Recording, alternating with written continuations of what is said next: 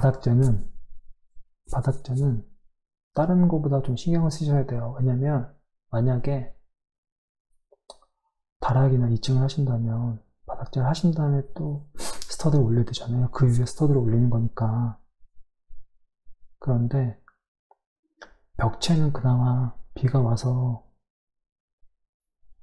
뭐 스터드든 뭐든 그냥 막 흐르면 되는데 바닥은 고인단 말이에요, 물이. 그러니까 그걸 쓸어내거나 뭐 항상 현장에 상주하지 않는 이상 비가 온 상태로 놔두면 물이 고여 있잖아요. 계속 먹는다고요, 물을. 그렇기 때문에 바닥재는 좀 물에 강한 걸로 하세요. 제가 지금 뭐 어떤 자재가 나왔는지 모르겠지만 저는 어드벤텍이란 걸 썼거든요. 일반 그냥 국내에 수입되는 북미나 뭐 중국산, 인도네시아, 뭐 유럽산 OSB에 비해서 한 가격은 2배 정도 비싸요. 가격은 2배 정도 혹은 그것보다 조금 낮나? 하여간 그런데 이게 강도가 비교가 안 됩니다. 훨씬 단단해요. 밀도가 잘라보면. 그리고 밀도도 단단하고 강도도 훨씬 세요. 밀도도 높고 강도도 훨씬 세고 물에도 강해요. 같은 OSB를 놓고 보면은 얘는 물을 잘 안 먹어요. 그러니까 그 어드벤텍 이 회사에서 강조하는 게 방수 프루프라고 하는데 물론 완전 그건 아니에요. 얘도 먹긴 먹는데 현격하게 적게 먹어요. 굉장히 적게 먹어요. 그리고 신속하게 말라요. 물을 적게 먹었으니까 당연히 마르는 것도 빨리 마르겠죠. 비교해보면 정말 빨리 말라요. 빨리 마르고 단단하고 좀 괜히 중국산이나 그런 거 국내 지금 보면 저번 저희 아랫집 보면 다 메이드 인 차이나거든. 차이나더라고요. OSB가 뭐 좋은지 나쁜지 는 모르겠지만 뭐 일반적으로 인식하기에 우리가 중국산 하면 좀 저가라고 생각을 하잖아요. 중국에서 생산되는 것들이 그러니까 일반적인 통념을 따른다면 좋지는 않겠죠. 근데 어드벤텍 같은 경우는 미국 건가? 하여간 미국 북미 쪽이면 어쨌든 전문적으로 하는 목주택이 발상지고 전문적으로 하는 업체일 확률이 높지 않아요? 뭐 그래서 뭐 모르겠지만 저는 어쨌든 굉장히 만족합니다. 어드벤텍은 정말 달라요. 이거 만져보시면 잘라보시면 알아요. 단면을. 얘는 밀도가 꽉 차 있어요. 그리고 예, 정말 달라요. 그러니까 저는 어드벤텍을 해서 바닥을 많이 하신다면 어드벤텍을 꼭 쓰라고 말씀을 드리고 싶어요. 그리고 벽체의 OSB도 투수값을 가지는 OSB를 쓰라는 말씀이에요. 조금 비쌉니다. 1.5배에서 뭐 2배 정도 차이가 나는데 저는 그거 쓰라고 말씀을 드리고 싶어요. 그게 뭐냐? 어드벤텍스에서 나오는 이게 뭐더라? 기억이 안 나. 어드벤텍에서 나오는 보드가 있어요. 그 이름이 한번 찾아봤는데 어드벤텍에서 나오는 집 시스템이라는 보드가 있어요. 천장력이 따로 있고 지붕력이 따로 있고 벽지형이 따로 있는데 보시면 리서치 해보시면 아시겠지만 물론 저도 이거를 뭐 벽체가 지금 어떤지 뜯어보고 막 그런 게 아니라 뭐 결과에 대해서 말씀을 못 드리겠어요. 일단은. 하지만 얘네들은 그 성능 테스트한 데이터를 가지고 있고 SD 값을 가지고 있고 그리고 그 결과 값은 투수 작용하기에 충분히 원활하다라는 데이터 값을 가지고 있어요. 어드벤텍에서 나오는 집 시스템이라는 건. 그리고 장점이 뭐냐면 타입백을 쓸 필요가 없어요. 그러니까 타입백 가격이나 기타 등등 생각한다면 굉장히 괜찮은 자재라는 거죠. 그러니까 보드 자체에 물론 친환경이라 해가지고 SD 값을 가시는 다른 보드도 있는데 그건 타입백을 시공을 해줘야 되거든요. 근데 집 시스템 같은 경우에는 투수값도 가지면서 친환경이고 그리고 타입백을 쓸 필요 없어요. 코팅이 되어 있어요. 보드 합판에 물을 막는 방수 코팅이 되어 있어요. 그러니까 이게 최종 마감재라면 안 되겠지만, 외부 마감재가 따로 있고, 그 안에 레일 스크린 있고, 어드벤텍을 쓰는 거거든요. 그렇기 때문에, 저는 이게 굉장히 합리적이고 당연한 거라 생각해요. 그래서 결론은, OSB를 사용하신다면 조금 비용은 더 들더라도 투수값을 가지는 OSB 쓰세요. 그리고 집 시스템이에요. 집 시스템은 장점을 또 말씀드리자면, 잘라보시면 훨씬 밀도가 높아요. 일반 OSB보다. 그리고 물에도 더 강합니다. 그리고 뭐 곰팡이도 강하고, 해보시면 저는 적어도 그랬어요. 그래서 제가 오늘에 드리고 싶은 말씀은 뭐냐,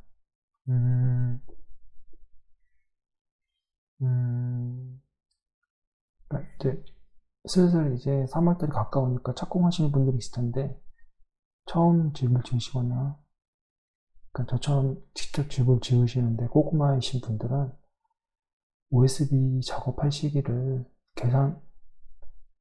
계산하셔서, 스케줄링 하셔서, 장마 때는 OSB 작업을 하지 않도록 스케줄링을 하시라. 이런 말씀 첫 번째로 드리고 싶고, 두 번째는 OSB는 바닥재는 조금 더 비용이 들더라도 딴 데서 줄이세요. 차라리. 전 바닥재는 무조건 어드벤텍. 이거는 너무나 당연한 것 같아요. 바닥재는 무조건 어드벤텍 쓰시고, 벽체는 저는 집 시스템으로 하시기를, 천장재도 집 시스템으로 하시기를 추천드려요. 조금 비용은 더 들지만, 어드벤텍, 타입백 작업은 안 해도 되고, 그리고 방수 작업은 안 해도 되기 때문에, 천장에는 방수 테이프를 붙여야 되잖아요. 그걸 안 해도 되기 때문에, 일하기도 더 수월하고 더 좋아요. 그래서 오늘은 요런 거를 미리 한참 뒤에 나올 것들이거든요. 사실 제가 지금 잘라서 올리고 있는 영상에서는 한참 뒤에 나올 것들이기 때문에, 미리 이제 공사를 시작할 계절이 됐기 때문에 미리 그런 것들은 알고 하시면 좋을 것 같아서, 그거에 대해서 좀 말씀을 드렸어요. 코로나19 바이러스 때문에 좀 많이 시끄럽죠. 몸 관리 잘 하시고, 저희 같은 경우는 집에만 있으니까 좀 크게 신경을 안 쓰는데, 출퇴근하시는 분들은 많이 걱정이 되시겠죠. 그래서 저도 좀 부지런히 해야 되는데, 처음에 말씀드린 것처럼 저는 사실 이런 영상 올리는 거는 제가 경험을 해보고 너무나 제가 힘들었기 때문에 집 짓는 게 정말 저는 다시 하라 못할 것 같거든요. 겁나게 허블나게 힘들었어요, 정말. 그래서 다시 하라 못할 것 같긴 한데, 그러다 보니까 제가 좀 저같이 직접 집을 지으시는 분들한테는 도움이 됐으면 해서. 왜냐면 얘기가 길어지는데 어차피 오늘은 아무 말 대잔치니까, 이게 왜 오래 걸리냐면요, 개인이 지으면 내 집이잖아요. 내 집이라서 그런 것도 있긴 하지만 선택을 해야 된단 말이에요. 어떤 방향을, 방식을. 근데 경험이 없다 보니까 이게 맞는 걸까라고 확신이 없잖아요. 물론 매뉴얼대로 하면 되긴 하지만 다르거든요. 필드에서는 다르단 말이에요. 매뉴얼대로 한다고 해도 더 나은 방법이 뭘까, 이게 최선일까라고 생각을 하게 된단 말이에요. 그래서 그걸 결정하는데 굉장히 시간이 많이 걸려요. 적어도 저는 그랬어요. 확신이 없으니까. 그러니까 저는 모든 걸 다 매뉴얼대로 했거든요. 매뉴얼대로 안 한 건 딱 하나예요. 저는 실내 투방습지를 시공을 했는데, 실내에도 이 뒷선사의 이 투방습지 매뉴얼에 보면은 실내에도 레인 스크린 일종의, 그러니까 레인 스크린 아니겠죠. 그러니까 예를 들어서 똑같은 방식을 얘기 드리니까 레인 스크린을 말씀드릴게요. 레인 스크린처럼 각재를 다 한 다음에 거기다가 투방습지를 해야 돼요. 그러니까 투방습지 설치하고 그 각재를 달고 석고보드를 하든 OSB를 달아야 된단 말이에요. 똑같은 방식으로. 근데 저는 그건 생략했거든요. 그거 언제 사요, 그거까지. 그래서 어떻게 그거 하나는 제가 매뉴얼대로 안 하고 나머지는 100% 그거 빼고 100% 매뉴얼대로 했단 말이에요. 저는 지방서에 있는 대로 이렇게 하라고 해서. 그런데도 어떤 결정을 해야 될 때가 있어요. 그런 것들이 굉장히 시간을 많이 잡아먹어요. 그리고 저는 이런 것들에 대해서, 그리고 건축은 가구가 아니란 말이에요. 가구랑 달라요. 가구는 오차가 있으면 안 되잖아요. 이가 딱딱 맞아 떨어져야 되잖아요. 근데 건축은 그렇지 않아요. 건축엔 허용 오차라는 게 존재해요. 그건 제가 만든 게 아니라 북미에서 매뉴얼로 나온 것들이에요. 수직과 수평 강조하잖아요. 하지만 나무라는 게 그렇게 칼같이 맞아 떨어지지가 않아요. 나무로 짓는 거기 때문에 수축 팽창을 계속 한단 말이에요. 그리고 이 스터드 세울 때도 칼같이 딱 90도 세우면 좋겠지만 조금씩 틀어진단 말이에요. 이 틀어짐도 몇 미터당 얼마의 이 허용 오차가 다 있어요, 매뉴얼이. 그리고 그 안에서 하는 거는 북미에서 오랜 기간 동안 검증되었고, 그리고 또 이거 실제적으로 테스트를 해서 실험을 통해서 안정하다고 나오는 결과값이 있어요.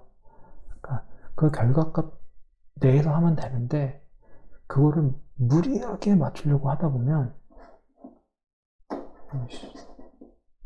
그걸 무리하게 맞추려고 하다 보면 굉장히 시간이 많이 걸리거든요. 제가 그런 케이스예요. 근데 돌이켜 생각해보면, 그럴 필요는 없거든요. 그러니까 제가 말씀드리고 싶은 거는, 뭐, 이건 굉장히 시간이 많이 걸리는 작업이고, 개인이 하는 거. 그리고 게다가, 저 같은 경우는 집사람이랑 둘이서만 다 했단 말이에요. 저희가 인건 빌도 사람 쓴 건 뭐냐면, 포크레인은, 뭐 제가 포크레인을 할 수는 없으니까, 포크레인 비용, 그리고 방통. 그러니까 통미장. 그걸 방통이라고 하죠. 바닥 치는 거, 실내. 그거 할 때 사람 썼고, 그걸 물론 손미장으로 하시는 분도 있긴 하지만, 직접 해가지고. 저는 그거는 그냥 했어요. 그게 더 낫다고 판단했기 때문에, 장기적으로. 그리고 처음에, 그, 콘크리트 레미콘 할 때, 저는 그 레미콘을 붙잖아요. 기초하려고. 모텔 작업을 하잖아요. 그거 할 때, 그 전문 미장 나신 분을 한 명 썼어요. 물론 그분이 한 명을 더 데려가지고 결과적으로 두 명을 쓴 거지만, 하여간. 물론 저도 같이 했죠. 근데 왜냐면, 이 기초 베이스는 평평해야 돼요. 이게 안 맞거나 울퉁불퉁하면 나중에 일이 정말 많아요. 그래서 가급적이면은 무조건 저는 집사람이랑 둘이 다 하고 싶었는데 아내랑, 그래서 2번 사람을 썼어요.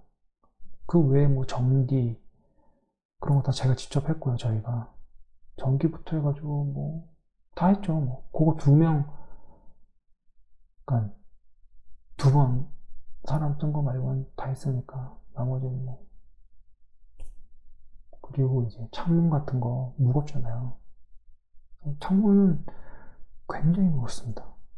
이것도 잘 생각하셔야 되는데 겁나게 무거워요. 혼자 못 들어요. 파티오 같은 경우 저희 3m짜리인데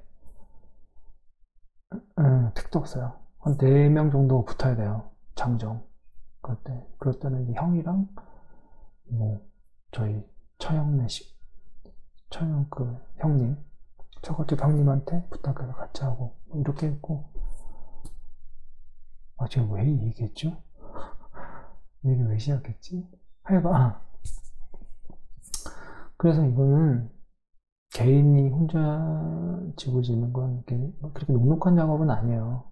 시간도 오래 걸리고 절대 녹록하진 않아요. 그러니까 긴 호흡으로 정말 때려치고 싶을 때도 많고 빡치는 것도 많고, 진짜 빡치는 거 많아요.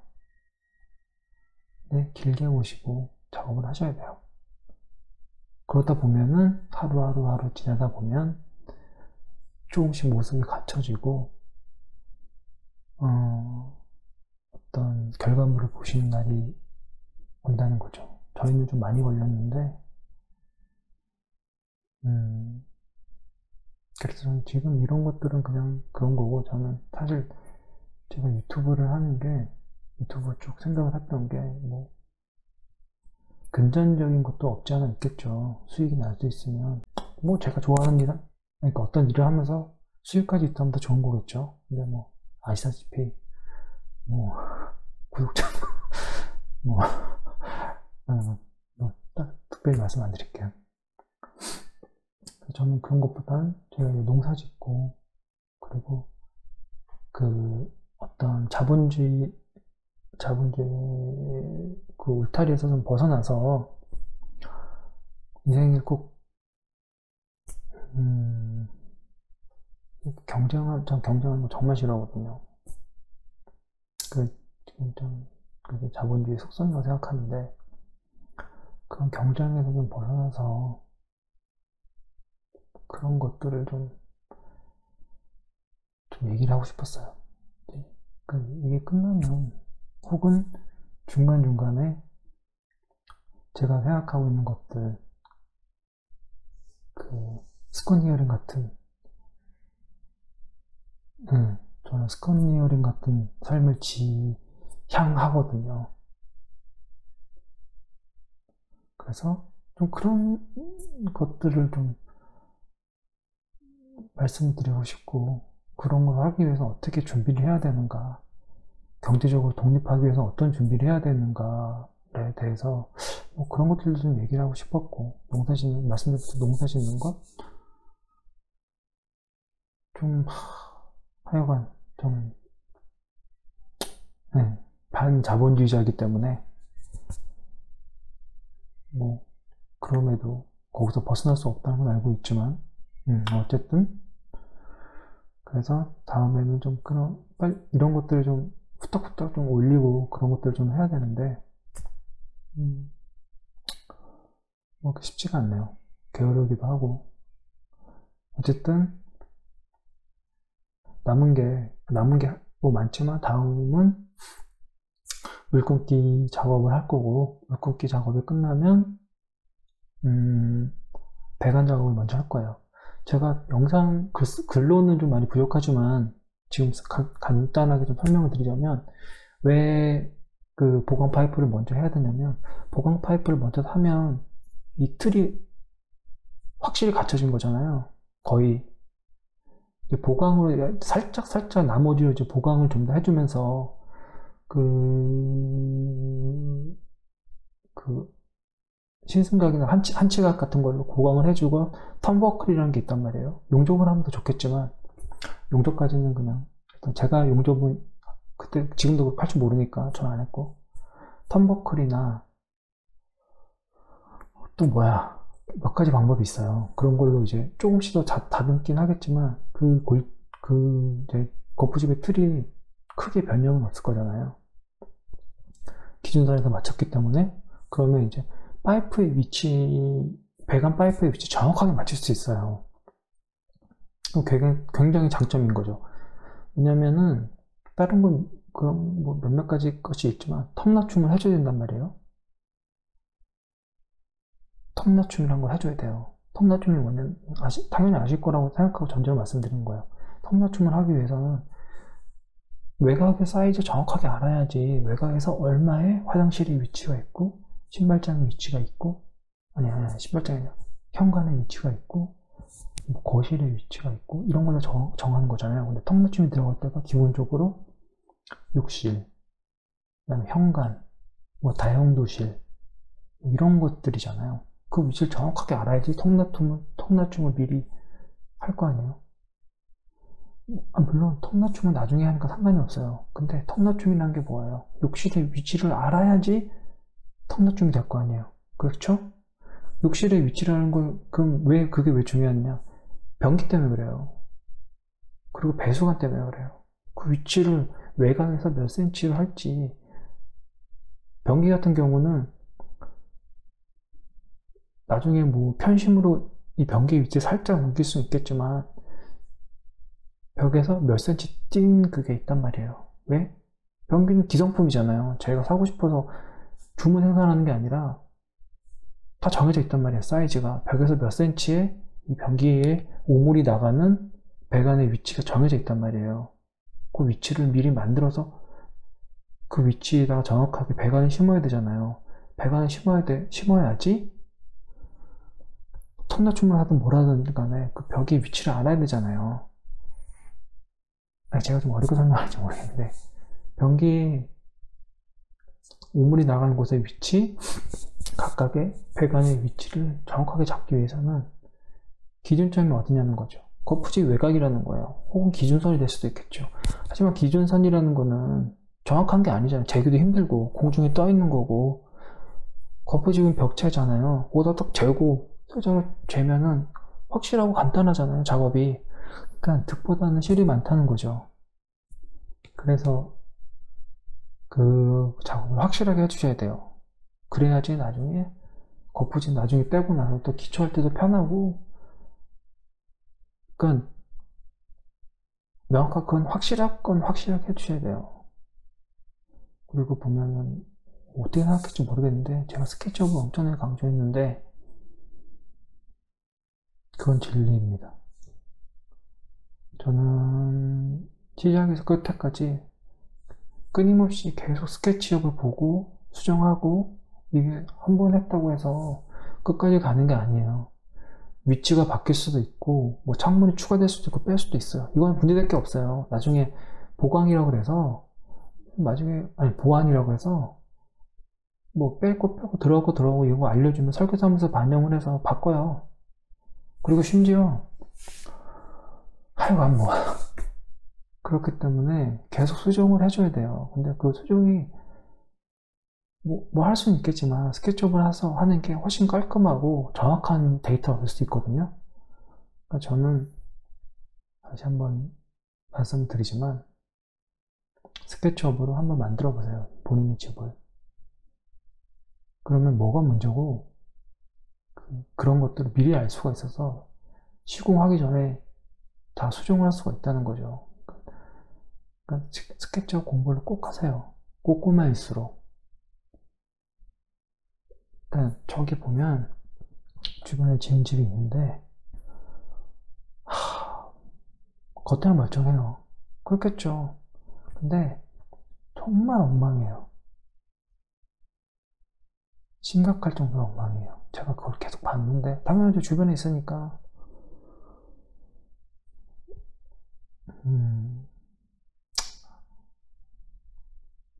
스케치업으로 한번 해보세요. 그리고 매뉴얼대로 시공하세요. 그게 정답입니다. 하여간 오늘 좀 말이 길었는데 다음에 또 만나요. 빠른 시일 내에 또 영상으로 인사드리도록 하겠습니다.